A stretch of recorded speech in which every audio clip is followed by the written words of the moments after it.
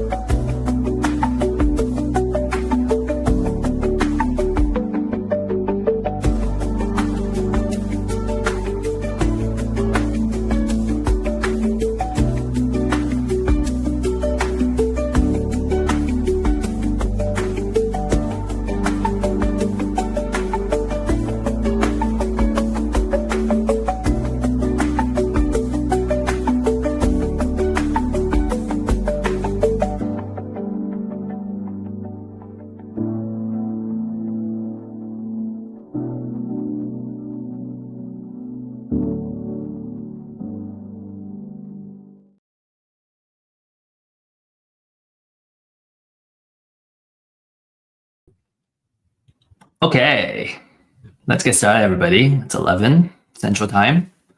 Let me start by doing a quick intro of our host organization. Real Estate IQ is a solutions-based company for real estate investors and real estate buyers. Our best-selling product is the off-market motivated sellers leads, as you see here on top left. And since then, we have added additional programs and solutions to really help investors thrive and get deals. So, we got a slew of solutions here, and we also have additional programs that actually get you closer to the deals, which includes the deals themselves. We're going to feature some new deals here shortly. Some success stories. I'm going to skip over that today. Okay, we have folks that are making, 10 transactions recently, average 8,000 per deal. This one, 4 deals under contract, about $10 million in deal size. Everything we share today is for educational purposes only, and we don't offer investment, financial, or legal advice. And if you find this this live event, what we're sharing here today useful, you can also join our weekly class, which is on Fridays, where we actually go over how to put this into practice and start getting deals. All right, so that's our Friday class in the morning. We'll share what time it is before we end the session today. And if you need help closing a deal, you got a lead, you got a hot lead, for example, you can share that with us and we'll come up with strategies to help you close it. Today we got a line of speakers, and actually today is just me and Tamla, and I'll invite her up shortly. So for the agenda, we have an intro. We're a little bit ahead of the game here. Then we're gonna go over the market update and share some case studies or the deal progress that we have made over the last week. And then we have a feature topic. We're going to talk about marketing and lead generation, which is, I think, a really popular topic amongst investors. Then we'll do Q&A, deal pitches, and then we'll share with you upcoming events and when they are. So you can mark your calendar. Okay, so market update. We got 3 updates for you. As of basically the last week of October, we're seeing more listings. Okay, so months of inventory naturally has gone up to 2.5 months now. So we say that 3 to 4 months inventory is pretty much a balanced market. The housing market has slightly shifted in favor of buyers because it's now it has gone up, mainly due to easing of mortgage rates, which we'll share in a second, and a rising number of homes for sale. Inventory has increased compared to earlier this year, and homes are staying on the market longer. As you can see, the median days on market is now 57 days compared to 50 days same time last year. And we're also seeing listings having price reduction. About 5.5% of listing properties we have seen that they have dropped in prices. And the mortgage rate has come down even more. It's now on average 6.15% for a 30-year fixed. And the rents keep going up. We're seeing the rent across the United States have gone up 4% since last year. And obviously, depends on where you are. The rate of the increase would have gone up higher as well.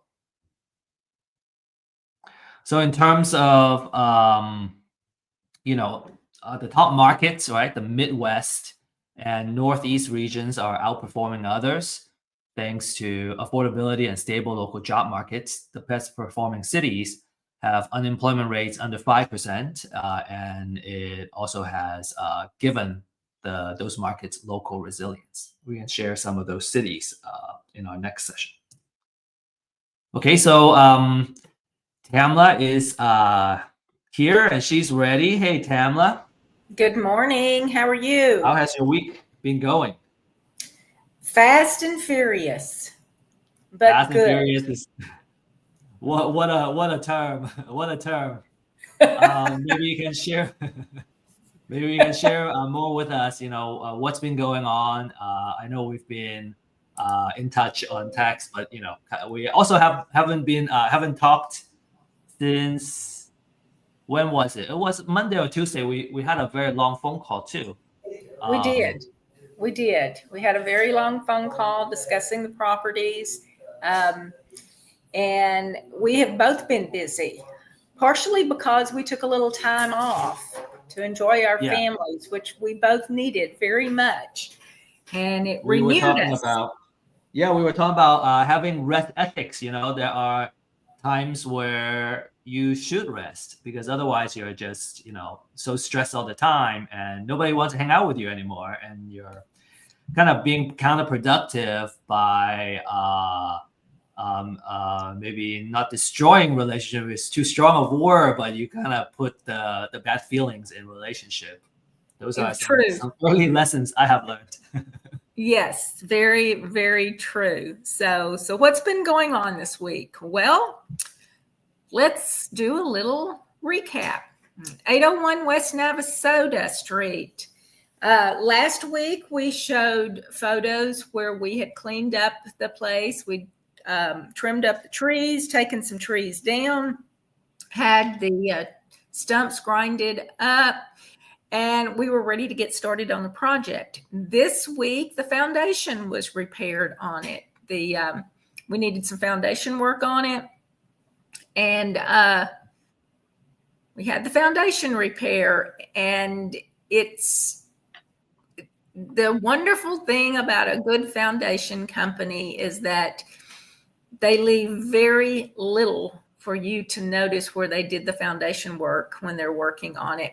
As you can see here, the dirt in the, I think it's in the 1, 2, 3, 4th and 5th photo. The dirt around the house has been disturbed. That's where they dug tunnels under the house to level the house, repair these piers that were underneath there instead of cutting through the floor.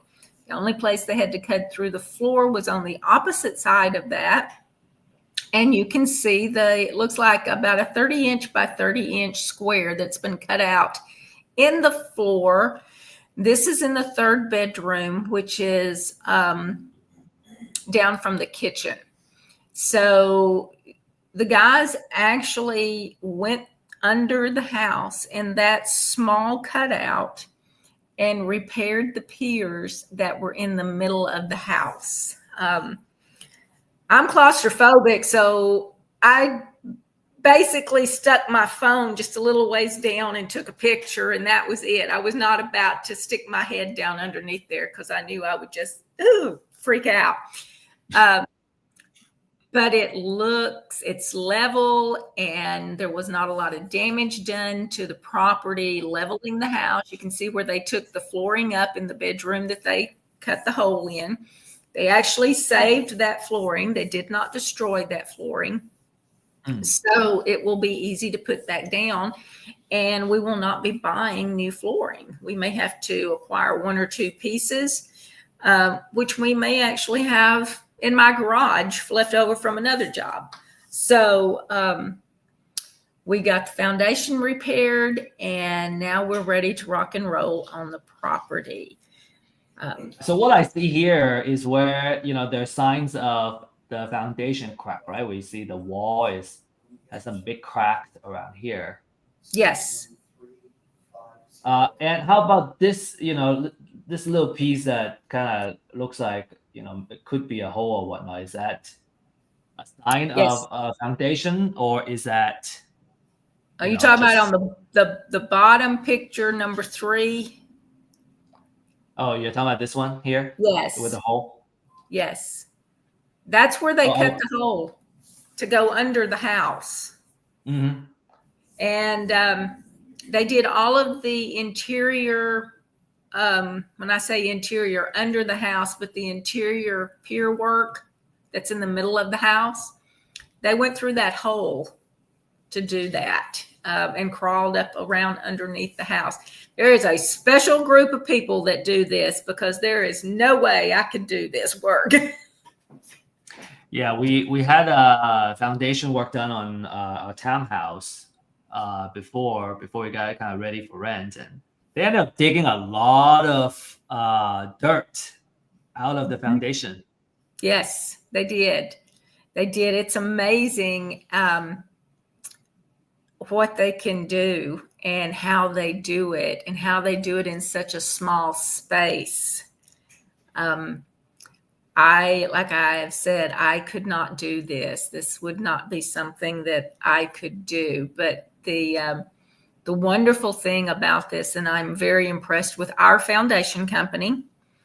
And if anyone would like to know who our foundation company is, we would be more than happy to share that information. They do work in the Central Texas area, but they are wonderful at repairing the foundation with very little damage. I'm going to say in most cases, very, very little, and they do wonderful work. It's guaranteed, and like here, they have just done absolutely wonderful work. They saved as much flooring as they could, which I think is all of the flooring, and we can repair where they pulled the flooring up. But now we can actually start on the property and the rehab of the property. So later this week, I will be ordering, or the first part of next week, I will be ordering materials for the property. And we are going to be replacing all of the windows in this property. So that's the next thing, is that I'll be ordering the materials for the rehab of this property. Property does have rotted wood on it, so we're going to be repairing that, replacing the windows, repairing the sheetrock where it did crack from the foundation not being level, taping, floating, new texture where it's needed, and repainting the interior and the exterior of the house. We're going to give it a whole new, fresh look. And Tamla, explain for our audience here, why is it that the foundation work is like one of the first things that we gotta work on? Well, the foundation and the roof of a house, those are, to start out, if you don't have a good foundation and you don't have a good roof, then anything else you do isn't going to matter. The foundation, if it's not level, it's going to always crack. It's always going to be shifting. It's always going to be moving. Nothing in it is going to be level. So you should always make sure that your foundation is in good shape before you do anything else to a house. And I mean, that is very, very important. Second thing is a roof. If you don't have a good roof, everything you do, it's liable to get ruined. I mean, if the roof is leaking, and it could leak, may not be leaking now, but the next storm that comes along, it could start leaking. All the work you've done is not going to be you just wasted your money if you don't have a good roof. A good roof and a good foundation is what you start with. Yeah, thank you. And what other progress is there that we want to share? These are all the photos I have. These are the photos. Like I said, it has been cleaned up.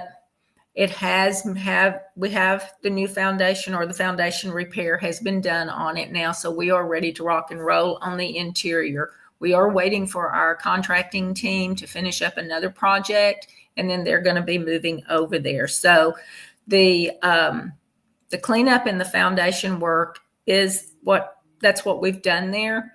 And now we're just waiting for the construction team to get over there and rock and roll. Cool. Thank you. So if anybody have questions on the progress, feel free to ask your questions.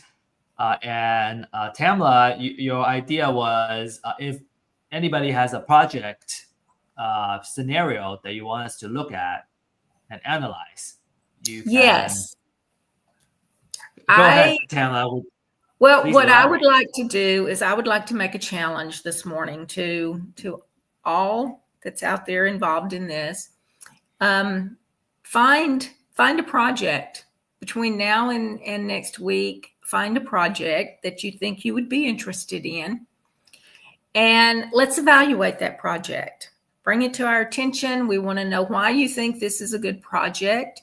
We want to know what you feel the ARV would be of it. We want to know why you think you should pay this amount for it, because let's evaluate it. Let's see if you're going to hold it or flip it. If you're going to hold it, what would you do to the property? How much money would you put into it to hold it? Same thing with a flip. What would you do to the property? How much money do you think it would take you to put the property in the condition to flip it?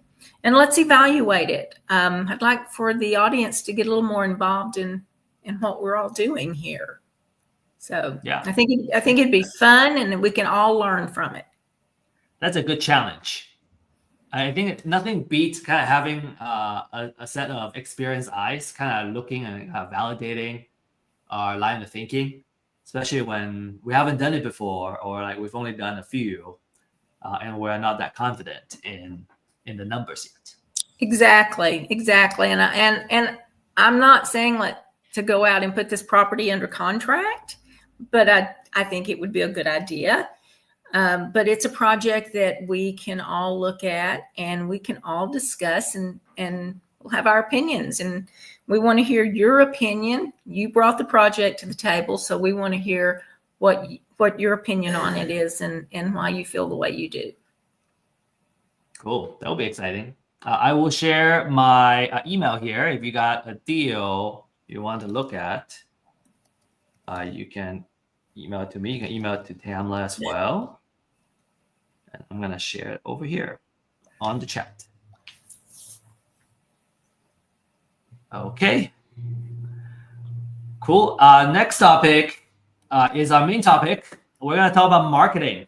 Okay, marketing and lead generation is extremely important. Everybody I've talked to, every investor I've talked to, I think the two things that's kind of like almost like a marching order that you gotta have for your business is, number one is the deals, right, which is lead generation, and then the other one is money, having the money to fund the deals. And even while you're working on the deals and the projects, you want to continue. You don't want to stop your marketing and your lead generation.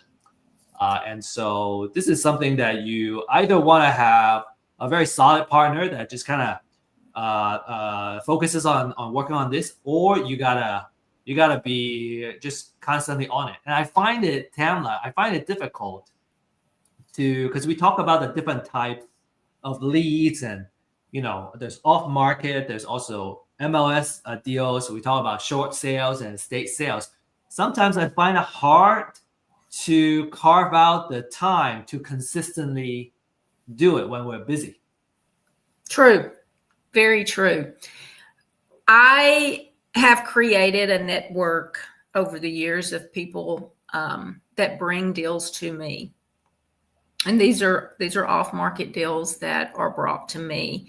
And I created this network by simply letting people know what I do. And I never really tell them I'm looking for, something that needs work. I just tell them I buy homes. I buy houses. If somebody's interested in selling their house, let me know about it. It may be a retail deal. The thing about it is that every time you meet someone and you talk to someone, somewhere down the road, there may be a potential deal that you want to buy. And you never know. As I've stated before, I kind of have a routine every morning of looking online for properties. And it may take 10 minutes out of my day, but it's just a routine that I do every morning. And I find properties like that. I at least get to make a list of the ones that I'm interested in. Sometimes it's just a mental list of the properties that I'm interested in that I kind of watch every day to see what's going on with them. So short sales, Steve has really gotten into the short sales, and I like short sales also. I'm kind of deferring a lot of that over to Steve, and we have a lot of conversations on what's the next step? What's the next step? So, and I kind of stay focused on just properties that are on the market in general right now. I like estates. And here again, I am kind of working with Steve and letting him work more on the estates. And we just have conversations. Okay, what's the next step? What's the next step? But always be on the lookout, and let your friends, let your family, let your acquaintances know what you do. And the yard cleanup guys that clean up our yard, I mean, they'll tell me, oh, there's a house over on such and such street that that yard has really grown up. I don't think anybody's living over there anymore. You might want to check it out. I mean, little things like that. You never know what it's going to lead to. So always be on the lookout. Thelma, that's a really good tip. I think I was thinking about kind of making a habit, adding it to some kind of routine to start looking at the new properties. And then there's also the ones that got underwrite and everything. Anyway, so let me just kind of share the marketing side. So obviously referral is a great source, because a lot of times you're going to get a lot of hot leads, at least they are warm leads that you can kind of continue a conversation and turn it into a where you can make an offer. In general, for marketing, right, these are the main stages, right? You start off with a cold lead. Okay, these are the folks that they have a problem. So in our case, the problem is, let's say they need to sell their house for one reason or another. If they're going into foreclosure, they're trying to either stop the foreclosure, or they want to sell it before it goes into foreclosure.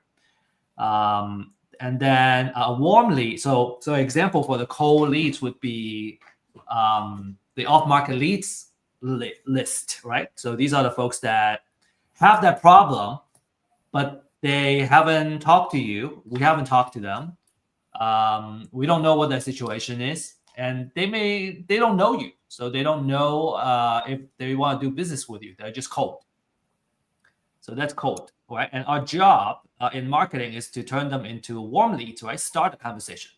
And a warm lead would be somebody that, let's say you reach out to them, hey, do you want to sell your property?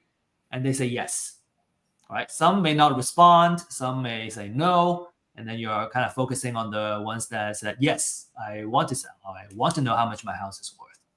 Okay, that's a definition for the warm lead, right? They have responded to you positively. But there's always a percentage, right? So let's say they get there and they go, well, let me understand the financial numbers, right? Let me figure out what the numbers look like for the property, and then a percentage of them would say, hey, here are the numbers, or they go, yeah, I want you to come and see my house. I'm ready to sell. I need more people to see my house. So our job is to kind of get them to appointments, so we can go in and see the property. And then the next step, which I don't have here, is underwriting on the property and figure out what the offer is. And that's what our challenge is to kind of get to a point where, hey, here are the property, and we have enough information to underwrite the property and make an offer. And then we send the offer. Usually there'll be some negotiation on the offer, and then we finally put it under contract. So I always imagine when I look at these stages that it's a funnel. We always say it's a marketing funnel. So you want to start off with a lot of leads, a lot of cold leads, because only a percentage, right, of them would respond. Some may not respond at all. Or when they responded, they go, well, I already did a loan modification. I don't want to sell right now, but I may want to sell next year. And so those are the ones you would want to follow up. And I would even categorize them as warm leads. They just don't want to sell today, but they will want to sell eventually. So they are still warm leads. I want to continue to stay on top of their mind and continue to nurture them, so we can turn them into hot leads or appointments. And so on and so forth. So every single stage, we're trying to move them down the line to all the way to we can get it under contract. Exactly. And one of the things that Steve does very well is when he's talking with the clients and the leads, and in some cases we have put properties under contract for short sales. The short sale may not be approved through the lender. Steve actually at this point will say, if you don't have a real estate agent, I can recommend a few, or I know a few you may want to call. You may want to call here, to kind of lead them a little bit further into helping them get things done with their house. And people will not forget this. So they'll always come back to you, or here's a way that you can have they will refer you over to other people. So just because you lose a project or a house doesn't necessarily mean that you've lost everything in there. Helping people, you will always get some good out of it. And it may be a year or two down the road that somebody gives you a call and says, hey, so-and-so and so-and-so gave me your name, said that you really helped them out at the time. So I've got a house for sale, or something's going on, and you end up with a lead, and it's a warm lead. At this point, it's a warm lead or even a hot lead, because you helped someone out in a situation that they didn't know what to do. Yeah, I really want to stress that. I think kind of the mindset that we want to go in is to add value. And because we are a person of value, we have value. Whoever gets attracted to us, or whoever we interact with, are going to gain something, some kind of value from us. Then I don't have to go out and chase deals. I don't have to go out and chase and beg for business. I think that mindset is very important. We were actually just talking about internally earlier today, is that if every interaction we have with, just anybody in general, we are looking for ways to give them value, to add value to them, it will always come back. Yes. In one form or another. It may not turn into immediate business today, but that mindset of, okay, how can I help you? How can I add value to you? Instead of thinking about what's in it for me first, I think that always kind of pays off. And perhaps it's not the most intuitive thinking when we're just starting in business. But what I find is the more we think long term and think in others' best interest, just somehow it always comes back. It comes back to us in a positive way. It's karma. It is. And it feels good to be able to help people. Yes, ma'am. Yeah, it feels good too. I think that's probably the most the best return is the best short-term return is, hey, we're able to help this person, and even though we don't gain anything right now, that's okay. We just want to kind of pay it forward, and whether it comes back or not, we just leave it up to the above. That's right. That is right. So let's talk about the definition. Right, co-lead again is somebody that has the problem, but they don't know if you're the right solution. We have not made contact. A warm lead is someone that has the problem. All of them have the same problem usually. So they have the problem, and they want a solution. They responded positively. They say yes. A hot lead is someone who are willing to get on the phone and talk to you, or you're either having an email conversation or a texting conversation. You got something going on, and my recommendation is every interaction that I send to them is kind of designed or geared towards giving them value. And as an example, I actually just had this text yesterday, and this person is in Florida. And he said, I just want a blind offer. If it's less than how much is going for in the auction, I'm not even bother. I'm not even gonna bother. So based on that comment, I could tell that he probably doesn't know, or he probably has a gap in the understanding, because if the house goes into auction, it's already foreclosed. Mhm. Whereas there's actually ways to save and stop the foreclosure. So I approach it as a way of, when it goes into the auction, it would have already been too late. Have you looked into the consequences of a foreclosure? How it's going to affect you, and just kind of continue to start that conversation, and also kind of give them value.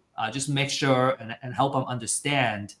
Number one, the kind of outcome. What kind of conversation, what kind of consequence they're going to have, and then kind of start bringing up some options and start asking, if they're willing to share, how much they owe on the loan, or what the interest rate is, or just kind of understand what the bottom line need to be. Sometimes they have enough equity that we can give them a cash offer. Sometimes they don't, and it needs to be a different kind of creative offer to help them stop their foreclosure. So a lot of nurture and conversation here, and again, is to add value. And ideally, we want to get them to a point where, hey, we're interested, we think your property may work, but we need to see the house first, because even the photos don't tell the full story. Yesterday, I went to a house in Mesquite. It was a townhouse. Okay. And the photos on Zillow looks great. It was like, oh, pretty good. It's gonna make a nice rental house. When I went there, and it still has really nice bones and everything, but when I went in there, I noticed there is excrements on the carpet on the second floor. When we went upstairs, we're like, oh man, this is so gross. We have to come out. Not to say that it's not a good deal. It may still be a good deal for us investors. But when I saw the photos, I thought it would be kind of rent ready, but it obviously needs a little bit of a kind of floor. We have to replace the carpet and the flooring and everything. So that's something that we just did an appointment, and now I need to underwrite and send it off. Okay, Tamla, any comments? Yeah, I've been talking nonstop. Anything you want to add there? Yeah, always go look at a property. Don't buy a property sight unseen. You will definitely have some surprises. Some of the things that you cannot see in photographs is the foundation. You're not going to be able to see the foundation being unlevel. Photographs have a tendency to hide the problems with the property, and that's human nature. You won't be able to actually take a look at the air conditioning, the HVAC unit. There's things that you can only notice if you view the property. A lot of investors that buy property out of town, it's surprising how they'll put it back on the market before it's completely rehabbed, because they did not include certain things that they didn't know was wrong with the property. So always try to look at the property if possible. Always try to. Or either personally go or have a trusted partner who can Exactly. And I'm sorry I interrupted here, Steve. I am a big believer in buying properties where the market. Yeah. I know a lot of people that buy properties outside of their market area, and I've bought some before. I can't say that I haven't. I have bought some before, and every time I do, I end up regretting it. So I don't buy properties outside of my market area anymore. I like to know the property. I like to be able to put my hands on it. I like to be able to see it while I am doing the rehab on it. And my market area, Steve and I work together, so we kind of have a fairly large market area. We work in Central and North Texas. We work some in the Houston, Galveston area because I'm familiar with that area, and I'm also familiar with the Hill Country area. So we do look at properties over in those areas, but we definitely try to stick in areas that we know. We know those areas. Yeah. I find that, I guess I don't feel confident. Okay, so there are two things. One is I just feel if we can go and see the property and to meet the owner, the trust building is just so much stronger, and it's likely to help with the tail end, kind of the back end of putting the house under contract and everything else, right? Just kind of meeting Yeah. in person. There's just so much more to it by doing that than getting on the phone or an email, right? I don't even know you. If I talk to you, it's better than seeing the text on email or whatnot. And then obviously the other one that we mentioned is just putting a set of eyes on it and seeing how the house is inside and also outside, and where the neighborhood is. We we saw this house that looks really nice, and turned out, obviously that was a photo from many years ago, and then it turned out to be right next to a cemetery. Yeah. Yeah. Which you're going to lose 50% of your market right there, without a doubt, because it's right next door to a cemetery. But putting your eyes on it, you're just becoming a much more credible buyer. You have an interest in it. And for example, I have a property.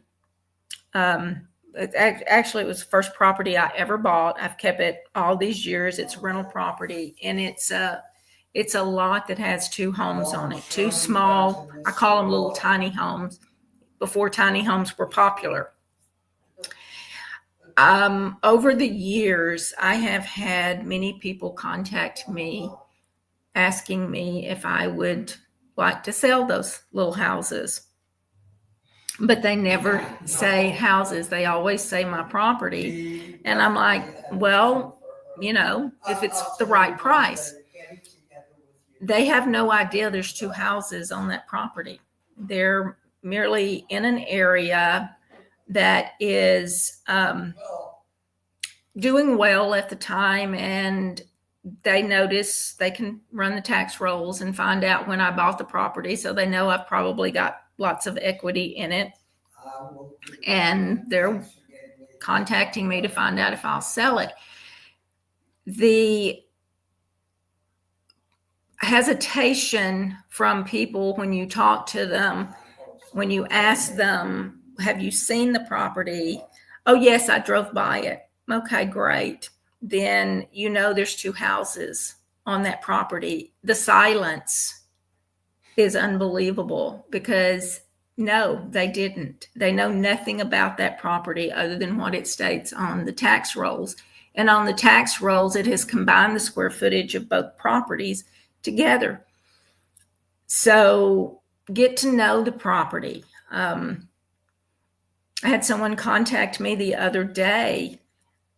They texted me, didn't give me their name, didn't tell me much about them other than basically, hey, you want to sell your property at such and such and such and such.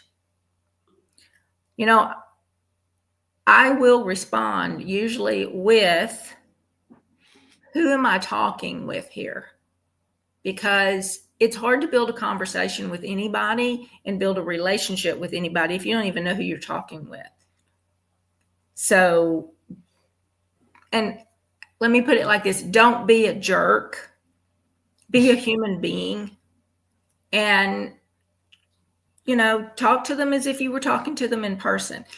So I won't do business with anybody that does not want to share their name with me, because they're wanting my name or they already have my name. You can't build a relationship with someone if you don't get a little personal with them, like giving them your name. Yeah. So. Thank you for that. Let's see. So I wanted to share, just to kind of add on to the point of, showing that you're serious and you're willing to go there. And I think that's also a big advantage that you have, being a local investor, and you can get to the location versus someone that's just wholesaling kind of from out of state, say in Arizona, Florida, whatever, or California, and they can't even get there. I think that's a big advantage that you can have by being able to kind of show that you can be there.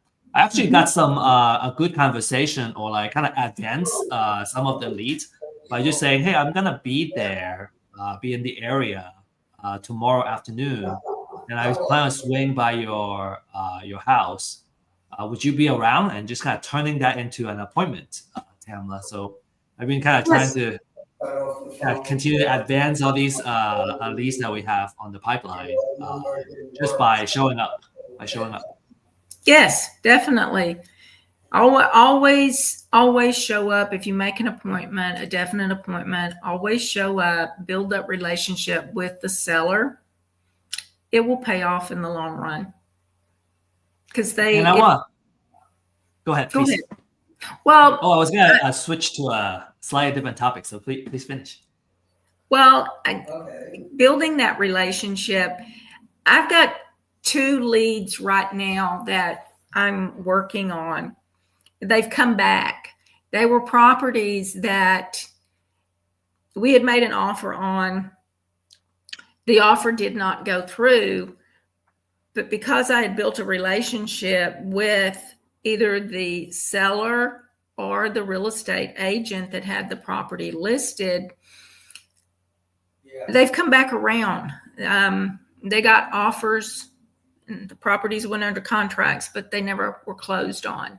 So they've come back around, and we're reevaluating them now. Had we not built a relationship with the person that was selling the property, not in this situation, it was one seller and one real estate agent, they would not have contacted us again to come back and say, hey, are you still interested in this property? The other people didn't close for whatever reason. And if you're still interested, let's talk some more. Let's see what we can work out. I was gonna bring up another kind of dimension of this is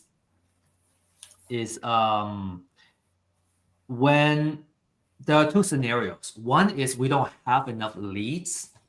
Let's say in our pipeline, right? So this is a funnel or pipeline, however we want to call this, the different stages. And so the more leads we have in our pipeline, what I find as an investor or sales marketing person is that I have the leverage to qualify the leads more. When I was just starting out, we didn't have a big pipeline.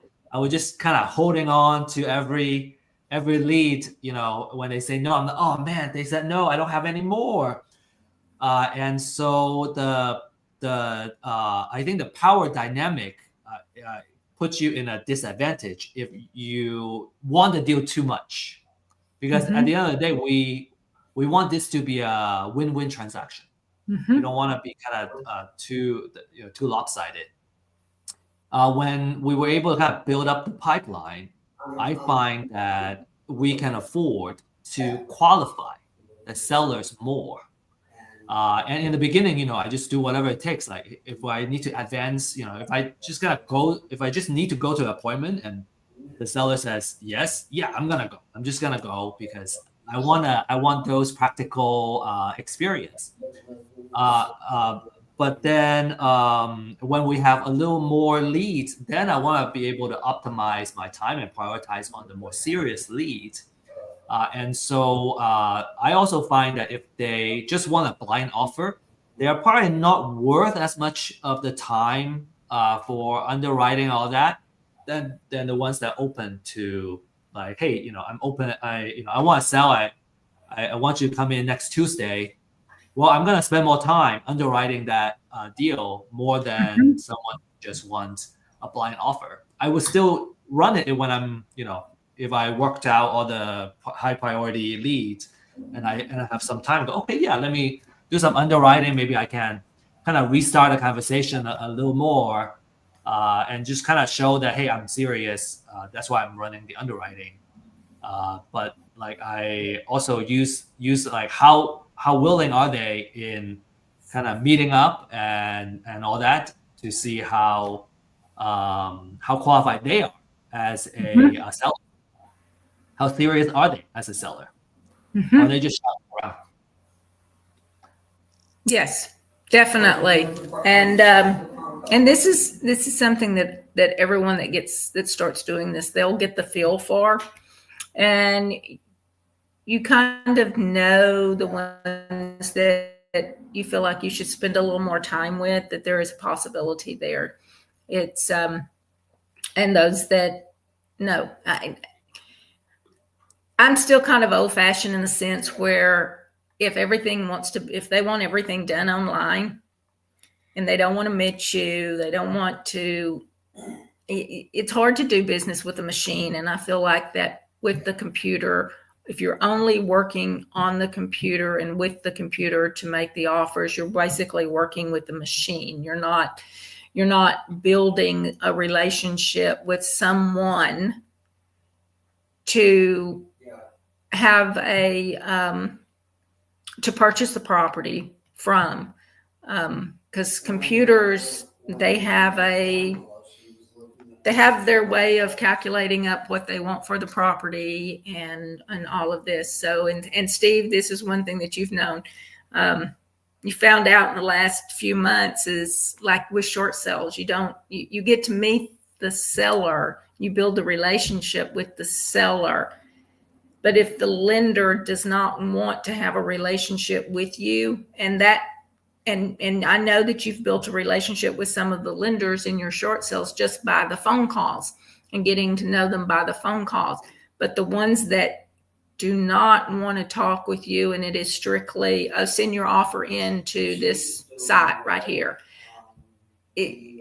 There's no personal relationship there, and it is strictly a computer spitting out a number saying, no, this is what we're going to sell it for. So it's hard to negotiate because that computer doesn't know all the problems that's with the property.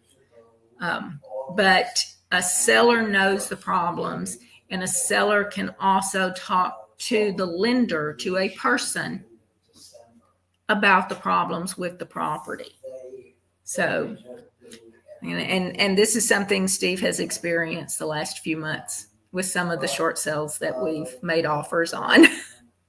Yeah, and I think, just working and talking with Tamla also kind of helps me balance out that side, because there are times I tend to just like, I like building systems, and I like, playing with the numbers, which is more on the logical side.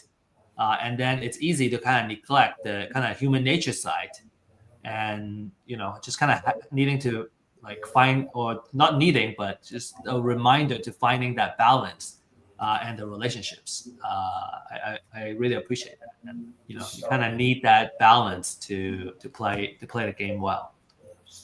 I was also gonna say the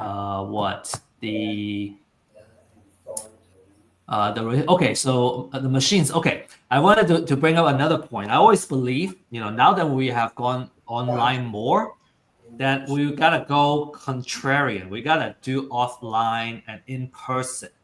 At least kind of have a hybrid of the two.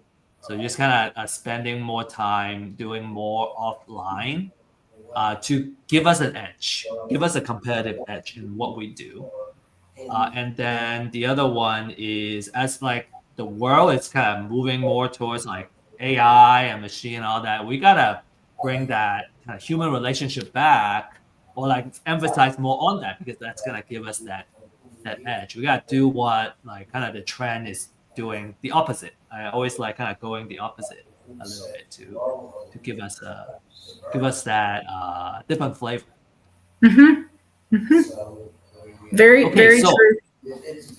So I want to share a couple of short-term and long-term outreach methods. Okay, I'm just gonna verbalize, just kind of talk it out real quick, and then we have a question too. So for short-term, let's say you got the cold leads, or let's say you got the off-market leads. You can do the outreach. Short-term outreach is door knocking. You can knock on the door. Tamla actually has trained a couple of folks that became really good at knocking on doors and finding properties. And that's not something you can do online. You gotta do it in person and offline. You can do direct mail. You can send out direct mail. You can do phone calls and text. You can do online advertising. We have heard. I've been wanting to kind of embark on this online pay-per-click advertising. I've tried some before. Actually, our first deal was coming from that. But I want to kind of it was not consistent. So I want to build a consistent system there. Email marketing, landing pages and websites. And then on long term, we talked about networking, referrals, social media marketing, SEO, right? Search engine optimization, and building content. We actually have built some content on our website, Tamla, on how to stop foreclosure, kind of a series of blog posts and everything. And then also having reports that they can download and as a way to capture the information. And then ideally, you want to kind of get to a point where they consume a lot of your content. Like let's say they need to download this report, this report, this report. And each report, ideally you have like, call us at this number so that they learn from you. They kind of see you as an authority of, say, how to solve foreclosure, for example, on that particular topic. And then they actually call you would be a really good place to be when you just, it's called inbound lead, right? The trust has already been built, and then they want to talk to you. So question for Tamla, how do you evaluate a property is a good investment before purchasing? So that's kind of the underwriting side of things. Well, start out with is when I find a property, I want to know the after repair value of that property. So I run comps. I have the ability to run comps to kind of know what the property's after repair value would be if it was totally fixed up, ready to rent, or ready to flip. And if you're not, if you don't have the ability to run that, find a real estate agent that you're comfortable with working with, tell them what you're doing, and they can help you run comps for the ARV. At that point, you're going to have a contractor, or if you can do this, go in and give you an idea of what it's going to cost to rehab that property. So you're going to know how much money you're going to have to put into that property. You have to calculate up your holding cost. I calculate my holding cost at 10%. Sometimes it's less, sometimes it's more, but I use the 10% rule on that. I also use the 7 to 8% rule. And a lot of times I'll just use the 10% rule on closing cost for the property. Probably will not be 10%, but I would rather calculate in something higher than something lower. So now I've got the ARV on my property. I've got the information on what it's going to cost to repair the property and get it to where I want it to be, whether I'm flipping the property or whether I am keeping it for a rental property, and my holding cost. And when we say holding cost, I'm talking about insurance, taxes, utilities, all of those things. So I calculate those up at 10%, and then the closing cost on it for before and afterwards. If I'm buying it, there's closing cost on it. If I'm selling it, there's closing cost on it. If I'm buying it and leasing it, I'm still going to have a cost to close on it when I purchase it.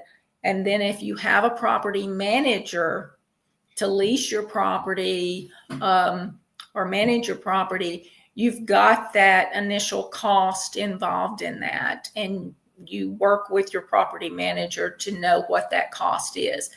I just calculated up at 10% on that also. Then my rule of thumb is this: I take the ARV, multiply it by 70%, subtract all of my cost, my rehab cost, my closing cost, and my holding cost, and what that number comes out at. That's my average comfort level, I will say. I mean, when I make an offer on a property, I usually try to make an offer less than that.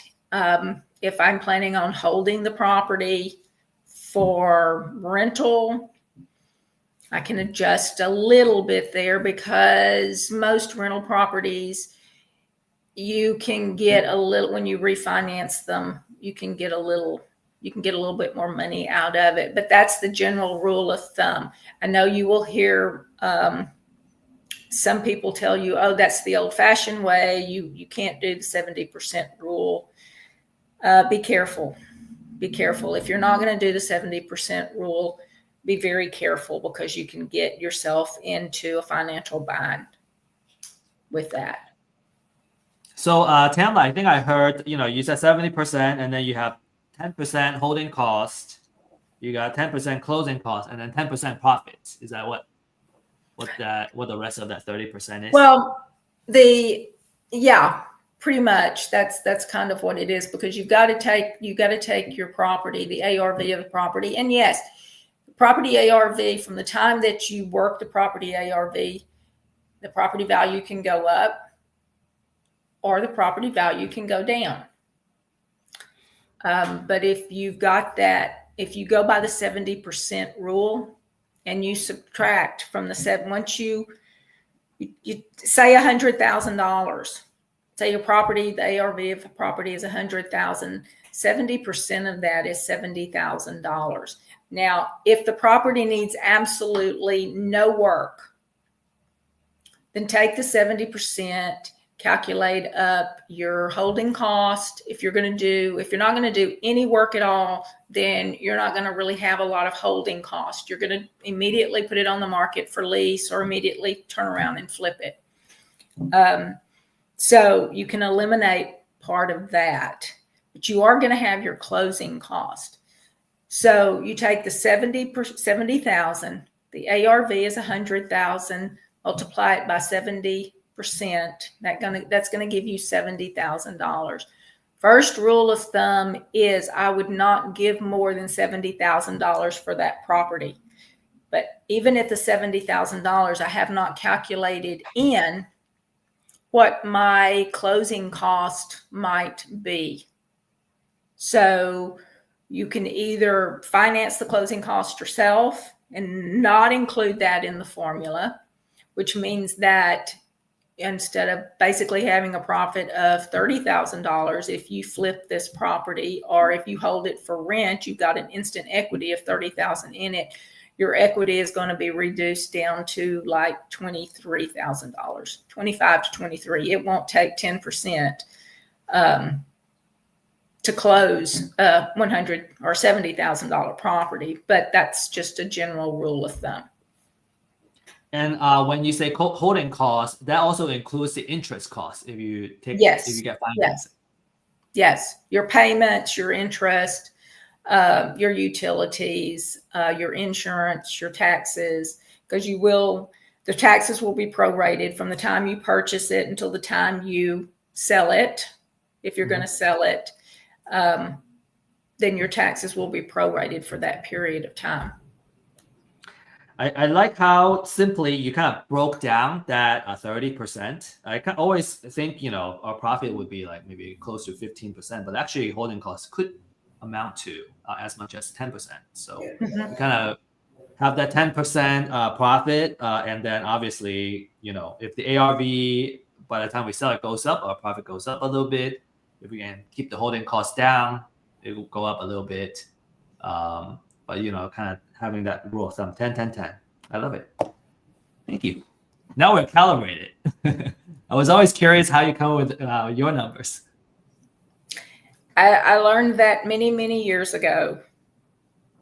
Cool. Okay, so now we are actually, our hour is up, but I do have a couple of new feature deals. I just forward that to you. So these are very, very new. And I got the lockbox code as well. So if you're interested or anyone is interested, we can see these properties. The first one, I thought I had, okay. So first one is in Baytown. So these are all kind of the Galveston County area. First one is in Baytown, 2x1, and it was built in 1945. You can see the landscaping could use a lot of work. And we don't have interior photo yet, so we'll have to kind of go in and see it. So these are the ARV, their estimated ARV, and the asking price. If the location is interesting for you, you might want to kind of learn a little more about this property. You just need to send me an email, and I can talk to you. And maybe if you want to see the house, I can give you a lockbox code. This is at Deer Park, so the ARV is much higher. House looks nicer. This one has already foreclosed, right? All these are foreclosed properties. And then this one is in Corpus Christi. So I just got the lockbox codes, and so they're kind of ready to go. It's like pre-marketing, so we're getting the first look of these properties. So we got more deals coming up. We've been working on these, and these are on our pipeline. So just a couple of kind of, I guess, marketing messages here. We have the Deal Maker program where we make appointments for you. Now, that enrollment has already closed. But, if you're interested, when it opens again, you can be on the wait list for that. All you have to do is scan the QR code and schedule a time with me. I do want to get to know you. These folks in any of these programs, we want to build a relationship with you. We want to make sure we're working with the right person. You like us. We have a good working relationship. And we already got some really awesome traction here. So you can join the wait list by signing up on this QR code and booking a time talking to me. And then this one is the one where we still have open. We're actually going to kind of open this up for folks where you can get one-on-one deal-making mentorship, right? The deal finding, deal analysis. If you have a project, we're going to look at it here as kind of a glimpse, we can share with everybody. But ideally, if you're serious about doing deals, you're going to have more than one deal you want to analyze. And so we can kind of offer that one-on-one. We can hold your hands in the beginning to really get you into this. We only have 2 spots available because Tamla's time is limited. And the enrollment is going to close next week. Okay, and these are our track records: 10 months, 6 properties, acquired 12 doors, started to cash flow. So if you're not interested in buy and hold, you want to do like wholesale or fix and flip, that's also something we can help you on as well. And we call it the Deal Accelerator program. We help you accelerate.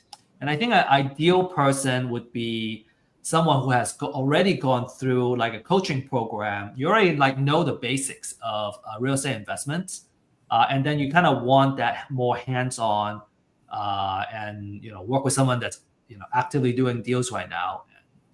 And Tamla would be a really good mentor. I can probably help with the lead generation and kind of the marketing side, and kind of doing the deals and all that. That's Tamla. I look to Tamla. All right. Okay. So Real Estate IQ has an awesome promotion. Okay. So if you want cold leads, right? Even with the mentorship, you still need the raw material. You still need the leads as a starting point, right? So you can turn them into warm and hot leads. And so we have this really awesome offer for year-end special. Okay, discounts and all that for a new client, right? If you're new, you haven't used Real Estate IQ before, we want to really kind of give you that to get you started. So you get off-market motivated sellers. You get it's updated pretty much daily, and then also we have a fix and flip workshop that you can watch, and that workshop is valued at $500, right? So we want you to get educated on the fix and flip workshop, and obviously if you need more kind of mentorship and all that, right? Something that's more in person. That's what the Deal Accelerator program is for. And these two might be the same code. I don't know. Maybe they're not. But if you want to talk to our consultant, just learn the general offers, right, on Real Estate IQ. This is the way. If you're a big picture person, you want to talk to somebody, this is the way. If you want to, you already know what you're looking for. You need deals, you need leads. this is the QR code that you use. Okay. Upcoming events. We have 5 events every week. This is the first one that we kickstart for the weekend, and then we have a class tonight. We have a meetup tomorrow. Also the open house tomorrow, and then we also have kind of the replay of the same class that we have tonight on Saturday. So depending on your schedule, whichever one fits it better, take advantage of that. We want to get you educated so you can actually, you want to jump in and start doing more deals. I spoke to And that's all we got. I can hear Randy in the background making deals right now. And our time is up. So thank you everybody for joining us, and have a great rest of the weekend. And we'll see you in our next couple of events. And bring us that deal next week. Bring us that deal next week. Thank you, Tamla. Appreciate you. Bye, everyone. Hey, by the way, I talked to someone who has a connection for manufactured home repos. I'm meeting her at 2:00. Fantastic. Let me know what's You going want on. to join? You Yes. can. I'd like join? to. Okay, I'll conference you. Sounds good. All right. Thank you all. Bye. Bye-bye. Have a good day. weekend.